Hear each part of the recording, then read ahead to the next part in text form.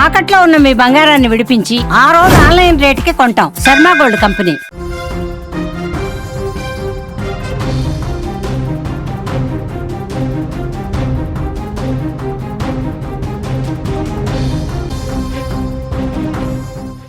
Breaking news చూస్తున్నాం. Hyderabad traffic పోలీసులు కీలక నిర్ణయం తీసుకున్నారు. పగటిపూట కూడా పూర్తి స్థాయి డ్రంక్ అండ్ డ్రైవ్ తనిఖీలు చేపట్టబోతున్నారు.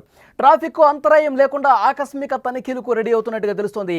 రాత్రి మాత్రమే చేస్తారనే భావనలో కొంతమంది ఉన్నారు.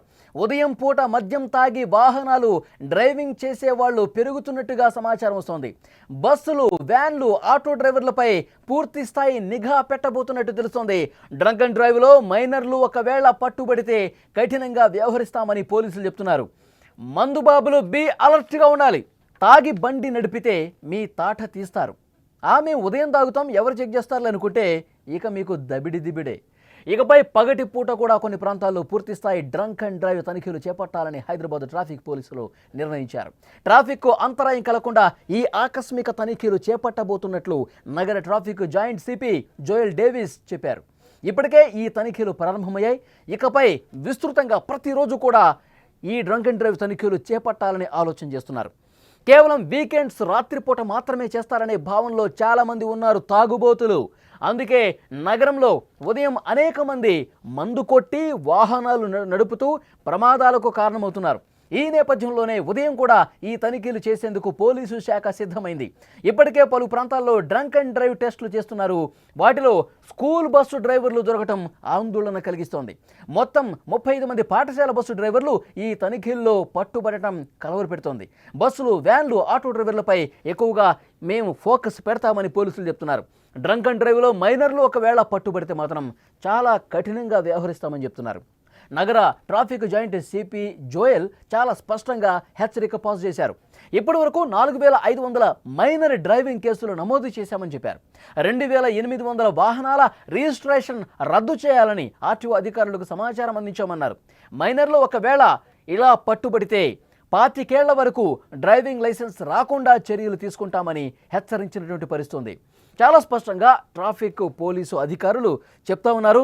చాలామందిలో ఒక భావన ఉంది, తాగుబోతుల్లో ముఖ్యంగా మనం వీకెండ్లో తాగి వస్తే పోలీసులు పట్టుకుంటారు, లేదు అంటే కనుక వీకెండ్స్తో పాటు రాత్రి సమయాల్లో మాత్రమే డ్రంక్ అండ్ డ్రైవ్ ఇవి చేస్తూ ఉంటారు.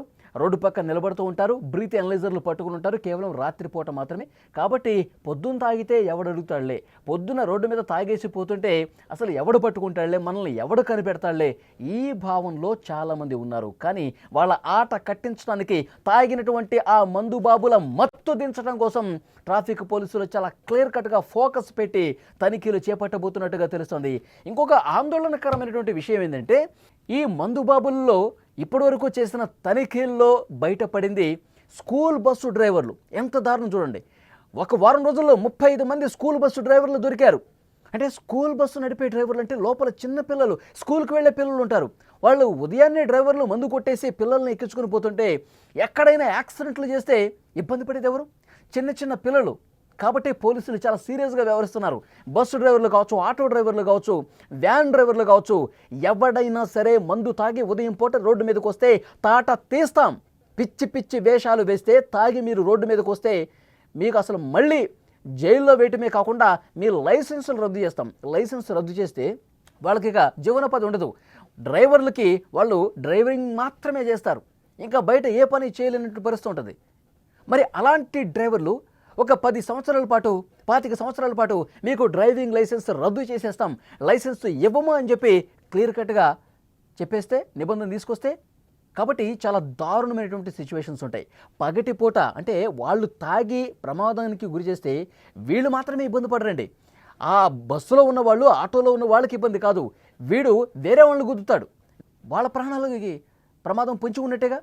వీడికి ఇబ్బంది కలగటమే కాకుండా ఇందులో ఉన్నటువంటి ప్రయాణికులే కాకుండా ఎదుటివాడి ప్రాణాలు కూడా తీసేటువంటి పరిస్థితి ఉంటుంది. ఇలాంటి దారుణమైనటువంటి సిచ్యువేషన్ ఉంటుంది. మందుబాబుల మత్తు దించుతాము. ఎవడైనా ఉదయం పూట కూడా తాగి బండి నడిపితే, ఆటో నడిపినా, ఏది నడిపినా సరే ఇలాంటి పిచ్చి పిచ్చి వేషాలు వేస్తే తాట తీస్తామని చెప్పి చాలా క్లియర్గా ఇన్స్ట్రక్షన్స్ ఇస్తున్నారు. ఒకవేళ మైనర్లు దొరికితే కూడా ఇంకా చాలా కఠినంగా వ్యవహరిస్తామని చాలా స్పష్టంగా చెప్తున్నారు. విజువల్స్లో మీరు చూస్తున్నారు, ఉదయం పూట తనిఖీలు చేస్తున్నారు. చాలామంది ఇంతకుముందు నేను చెప్పినట్టు ఈవినింగ్ టైమ్స్లో మాత్రమే, సాయంత్రం 6 తర్వాత మాత్రమే తనిఖీలు చేస్తారు. కాబట్టి ఉదయం ఇష్టం వచ్చినట్టుగా ఆటో డ్రైవర్లు, బస్సు డ్రైవర్లు, చాలామంది వ్యాన్ డ్రైవర్లు తాగి పట్టుబడటం కలకలం రేపుతుంది. ఒక వారం రోజుల వ్యవధిలోనే 35 కేసులు ఒక ఏరియాలో మాత్రమే దొరికాయంటే మందుబాబులు ఎంత విచ్చలవిడిగా, ఎంత ధీమాతో రోడ్డు మీదకి తాగుస్తున్నారన్నది కూడా అర్థమవుతుంది. సో పోలీసులు చాలా సీరియస్ యాక్షన్స్, నన్ను అడిగితే ట్రాఫిక్ పోలీసులు చాలా మంచి నిర్ణయం తీసుకున్నారని చెప్పాలి. ఎవడైనా ఉదయం పూట తాగితే కనుక వాడి తాట తీయాలి.